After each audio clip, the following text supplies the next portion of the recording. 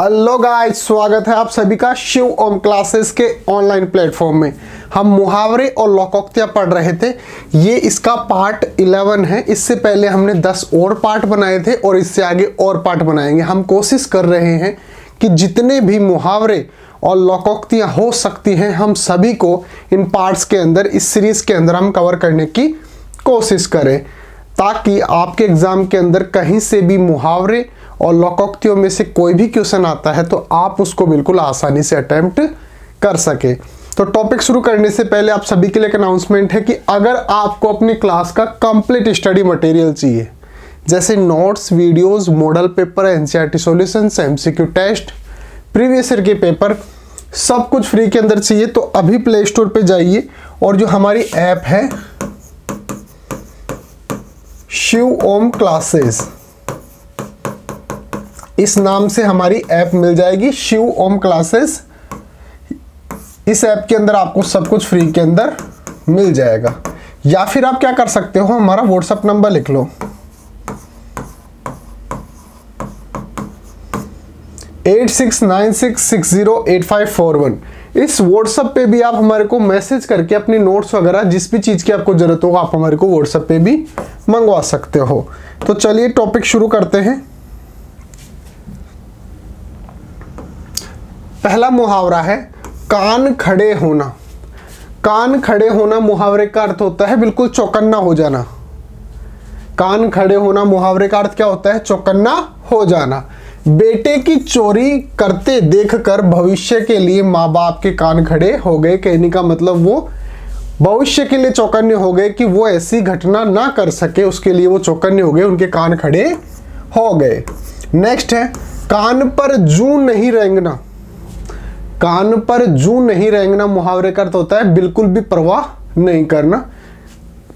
तो कान पर जूं नहीं रेंगना मुहावरे का अर्थ क्या हो गया? परवाह नहीं करना या किसी बात का असर ही नहीं होना। आप कुछ बोल रहे हो लेकिन आपकी बात का उस पर कोई असर नहीं हो रहा, कोई प्रभाव नहीं पड़ रहा, तो इसका मतलब उनकी कान पर जूं नहीं रेंग रही है। वाक्य के अंदर प्रयोग कैसे कर सकते हैं? आजकल के बच्चे दिन भर कंप्यूटर पर गेम खेलते हैं, कितना भी टोको उनके कान पर जूं तक नहीं रेंगती। कहने का मतलब उन पर किसी भी बात का कोई प्रभाव नहीं पड़ता,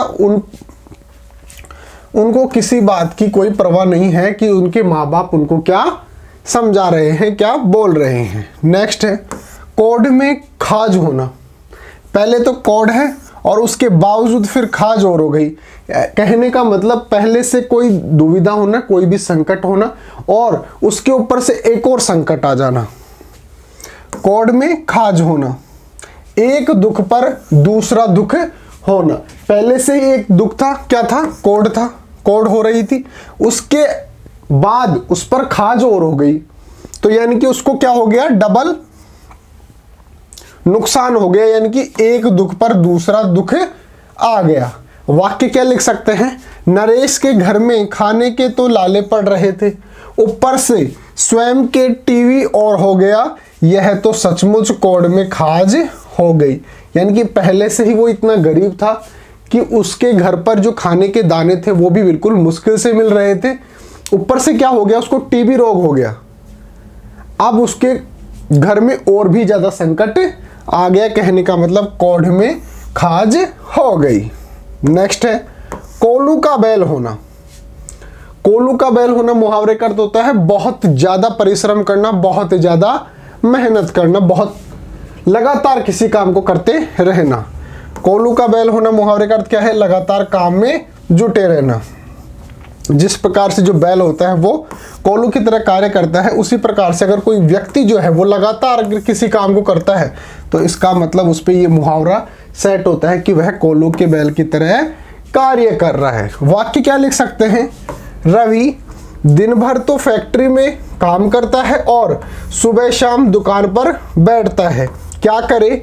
परिवार के पालन पोषण के लिए कोलू का बैल बना हुआ है। यानी कि दिन के अंदर वो कुछ और काम करता है, रात को कुछ और काम करता है, शाम को कुछ और काम कर। कहने का मतलब वो अपने परिवार के भरण पोषण करने के लिए लगातार कार्य करता रहता है, कोलू के बैल की तरह लगा रहता है।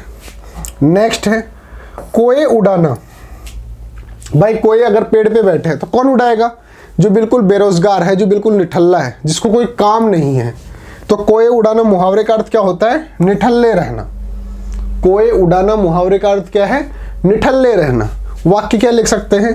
कोई रोजी रोटी का जुगाड़ करो, कब तक कोए उड़ाते रहोगे, यानी कि कब तक निठल्ले रहोगे, कब तक बेरोजगार रहोगे। कोई काम का जुगाड़ करो और कोए उड़ाना बंद करो, यानी कि निठल्लापन बंद करो। तो आगे बढ़ते हैं। नेक्स्ट है कलम तोड़ना। कलम तोड़ना मुहावरे का अर्थ होता है बहुत ही ज्यादा सुंदर लिखना या बिल्कुल प्रभावपूर्ण तरीके से लिखना। कहने का मतलब हो सकता है कि भाई सुंदर ना हो, लेकिन इतना प्रभावपूर्ण हो, इफेक्टिवनेस हो कि सामने वाला बिल्कुल प्रभावित हो जाए, इफेक्ट उसके ऊपर बहुत ज्यादा पड़ जाए। कहने का मतलब जैसे मान लो कि वो स्टोरी लिखता है तो उसकी जो स्टोरी है वो इतनी शानदार होनी चाहिए कि सामने वाले को दिल को छू जाए, बहुत ही ज्यादा उसको प्रभावित कर दे। कलम तोड़ना मुहावरे का अर्थ क्या होता है? प्रभावपूर्ण लेखन करना। यहाँ पे प्रभावपूर्ण लेखन का मतलब ये नहीं है कि वो बिल्कुल सुंदर लिख रहा है। कहने का मतलब हो सकता है वो सुंदर ना लिखे, लेकिन प्रभावपूर्ण का मतलब होता है कि जैसे कोई स्टोरी लिख रहा है तो वो इतनी प्रभावित होनी चाहिए कि सामने वाले को बिल्कुल प्रभावित कर दे। बिल्कुल जैसे मान लो कि बहुत ही शानदार स्टोरी लिखी है उसने, तो इसका मतलब उसने क्या कर दी? कलम तोड़ दी। भ्रष्टाचार पर उसने क्या लिखा है? अब देखिए यहाँ पे भ्रष्टाचार पे वो लेख लिख रहा है, तो यहाँ पे हम ये बात नहीं करें कि वो बहुत ही उसकी हैंडराइटिंग जो है बहुत ही सुंदर है। हम बोल रहे हैं कि उसका जो लेख है, उसकी जो लेखन की जो कला है वो बहुत ही शानदार है। तो भ्रष्टाचार पे क्या लिखा है? सब तारीफ कर रहे हैं, उसने तो कलम ही तोड़ दी। कहने का मतलब भ्रष्टाचार पर उसने बहुत ही शानदार लिखा है। अगर कोई एक बार पढ़ ले तो उसके जो लेख से वो बहुत ज्यादा प्रभावित हो जाएगा। तो उसने क्या कर दी? कलम ही तोड़ दी। नेक्स्ट है खटाई में पढ़ना। खटाई में पढ़ना मुहावरे का अर्थ होता है किसी भी समस्या के अंदर पढ़ना, मुसीबत में पढ़ना, व्यवधान में पढ़ना। व्यवधान में पढ़ना। वाक्य क्या लिख सकते हैं? मेरी पदोन्नति होने वाली थी, यानी कि मेरा प्रमोशन होने वाला था, किंतु न्यायालय द्वारा स्थगन आदेश आ जाने से सारा मामला खटाई में पड़ गया। कहने का मतलब व्यवधान में पड़ गया, जो काम होने वाला था वो काम नहीं हुआ। नेक्स्ट है खप जाना। खप जाना मुहावरे का अर्थ होता है जितनी भी जो चीज है वो सब कुछ काम में आ जाना। खप जाना मुहावरे का अर्थ क्या हो गया? सब काम में आ जाना। वाक्य कैसे लिख सकते हैं? उसकी कचौरी की इतनी मांग है कि जितनी भी वह बनाता है सारी की सारी खप जाती है, यानी कि जितनी भी वो कचौरी बनाता है वो सारी की सारी बिक जाती है, काम में आ जाती है। तो खप जाना मुहावरे का अर्थ क्या होता है? सब कुछ काम में आ जाना। नेक्स्ट है खरी खोटी सुनाना। खरी खोटी सुनाना मुहावरे का अर्थ होता है बुरा भला कहना, जो मन में आए वही कहना। खरी खोटी सुनाना मुहावरे का अर्थ क्या होता है? बुरा भला कहना। वाक्य क्या लिख सकते हैं? हम तो उनसे दीपावली पर मिलने गए थे, उन्होंने तो आव देखा न ताव, खरी खोटी सुनाने लगे, हम तो अपना मुंह लेकर आ गए। खरी खोटी सुनाना, इसका मतलब क्या हो गया? बुरा भला कहना। दीपावली पे वो विश करने गए थे कि भाई हैप्पी दीपावली, लेकिन वो बिल्कुल गुस्से में थे, उन्होंने खरी खोटी सुना दी, यानी कि बहुत ही बुरा भला उनको कहने लग गए, तो वो भी अपना मुंह लेकर आ गए। नेक्स्ट है खार खाना। खार खाना मुहावरे का अर्थ होता है दुश्मनी लेना, वैर लेना। खार खाना मुहावरे का अर्थ क्या होता है? वैर रखना या फिर दुश्मनी रखना।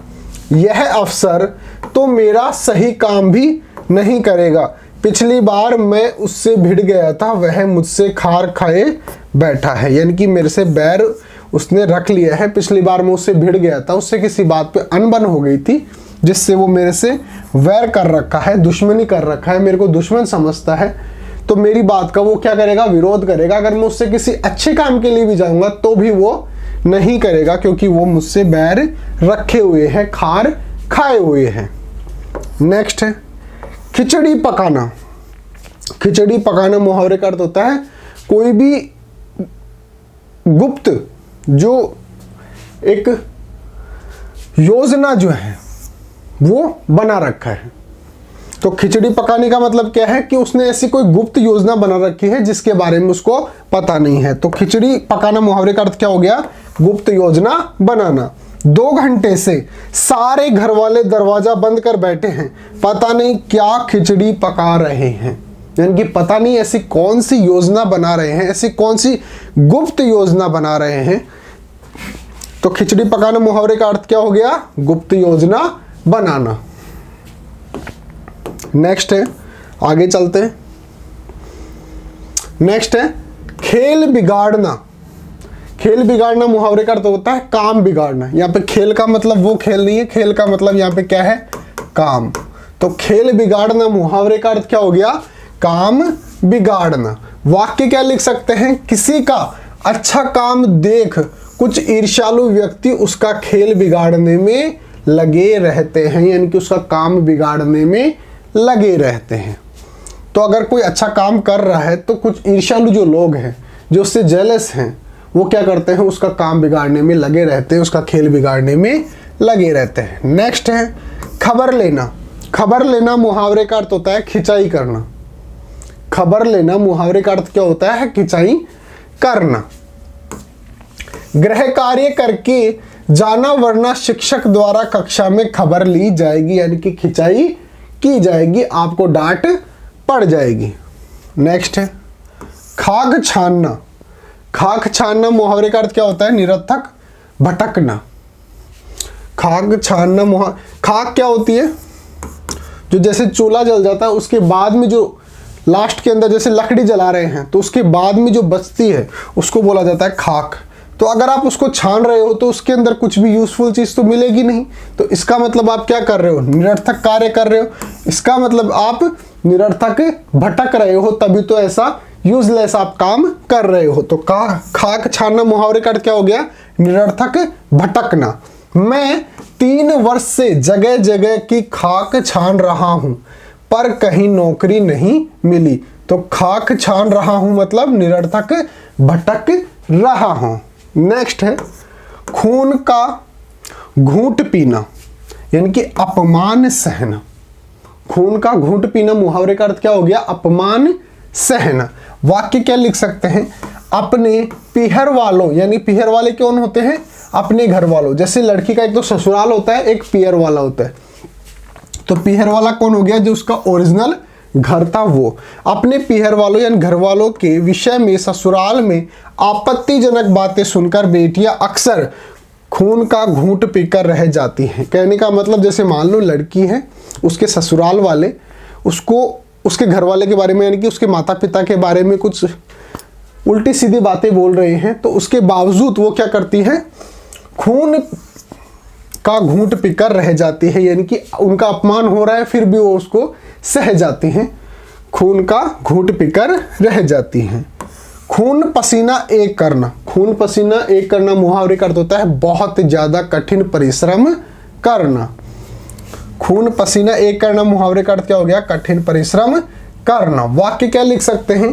परीक्षा में विद्यार्थी को खून पसीना एक करना पड़ता है तभी अच्छे रिजल्ट आते हैं। परीक्षा के अंदर जो विद्यार्थी जो होता है, स्टूडेंट जो होता है, उसको खून पसीना एक करना पड़ता है, बहुत ज़्यादा कठिन परिश्रम करना पड़ता है, तभी जाके अच्छा रिजल्ट आता है। नेक्स्ट है खून सूखना। खून सूखना मुहावरे का अर्थ होता है बहुत भयभीत होना। भयभीत का मतलब क्या हो गया? डर जाना। तो खून सूखना मुहावरे का अर्थ क्या हो गया? बहुत भयभीत होना। घर का दरवाजा खोलते ही जब उसने देखा कुछ लोग बंदूकें लिए खड़े हैं, उसका खून सूख गया, यानी कि वो बहुत ज्यादा डर गया। तो खून सूखना मुहावरे का अर्थ क्या होता है? बहुत ज्यादा भयभीत होना, बहुत ज्यादा डर जाना। नेक्स्ट है खून सफेद होना। खून सफेद होना मुहावरे का अर्थ क्या होता है? शर्म नहीं आना।